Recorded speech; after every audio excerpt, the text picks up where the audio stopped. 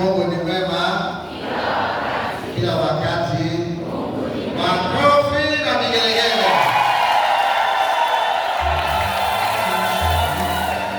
Leo ni siku njema, ni siku Mwenyezi Mungu aliyofanya mwenyewe kwa ajili ya shukrani, na anayetoa shukrani hii namna ya kipekee ni baba wetu ambaye Mungu amemsindikiza, amekuwa pamoja naye katika malezi yake, na imefikia Mungu akamjibu, Mungu akamwita akasema, mwanangu, njoo ufanye kazi katika shamba langu la mizabibu. Huyu ni Reverend Father Faustin Mizarubi. Makofi kwake jamani.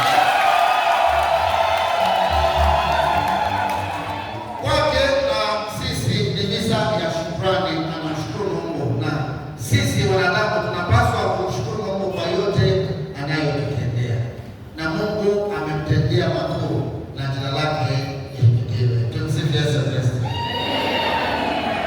Watu wanakushukuru ewe Mungu, watu wanakushukuru ewe Mungu,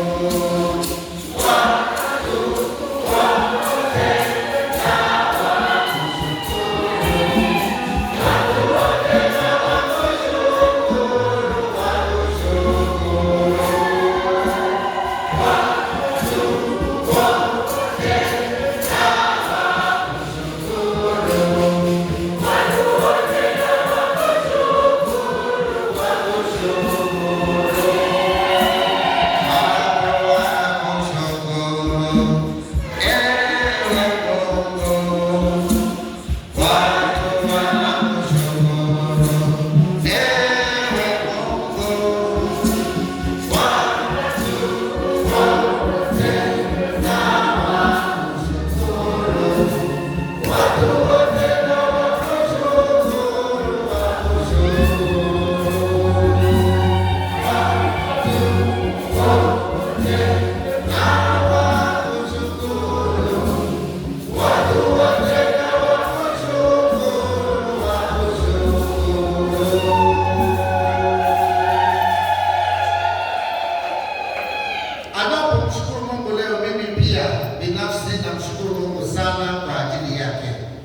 Unajua kila mtu ana historia yake, si ndio? Kila mtu ana historia. Katika historia yako ya utume hapa Tanzania ninajua mambo mengi, lakini katika pia historia yako ya utume katika jimbo kuu la Mwanza kuna kitu ambacho kimekutanisha pamoja mimi na Fara leo. Nilikuwa paroko wa Bosroga, na kazi yake ya kwanza alianza na mimi. Alipokuja nikaona kijana kamnyonge mnyenyekevu. Alipokuja hata kunisalimia tu ni kama natetemeka. Unajua jinsi alivyo, unajua bila kana jinsi Mungu alimtengenezea, nikafurahi akaja. Umekuja kufanya nini? Nimetuma kufanya kazi na wewe sasa. Nikaweza kumkaribisha. Siku moja akasema, baba, nataka huyu baba yangu wa kiroho. Nikakubali.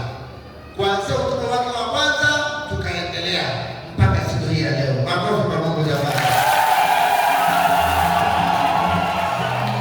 Hata siku unajua, kabla hii mwaliko wa mimi kuhubiri leo, ametoa mwaliko huu kwa muda.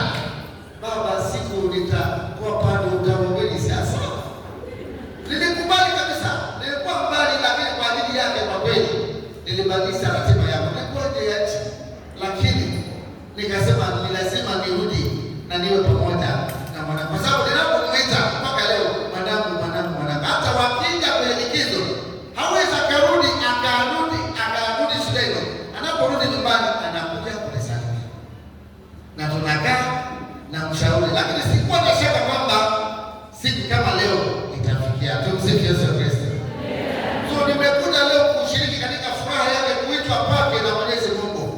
Anayetuita ni Mwenyezi Mungu, na wale ambao aliwajua tangu awali, kama tulivyosikia katika Jumapili iliyopita, wale ambao aliwajua anawachagua, wale ambao anawachagua anawaita, wale ambao anawaita anawahesabia haki na kuwatukuza. So hakuna aliyekamilika anaitwa kama Mungu anapomwita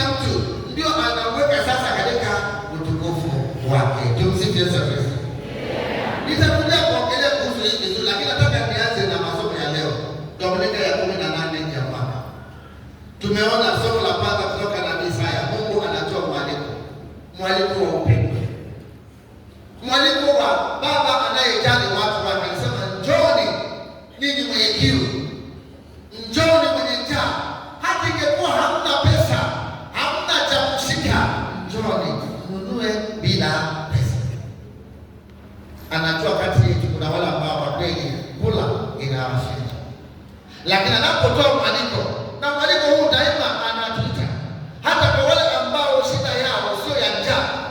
Shida yao inaweza kuwa tu mawazo ya akili. Shida yao ni pia kwamba wamehangaika sana, hamna mapumziko. Katika Injili ya Mathayo sura ya 10:28 anasema kwamba njooni kwangu ninyi nyote wenye kusumbukao na kulemewa na mizigo, nami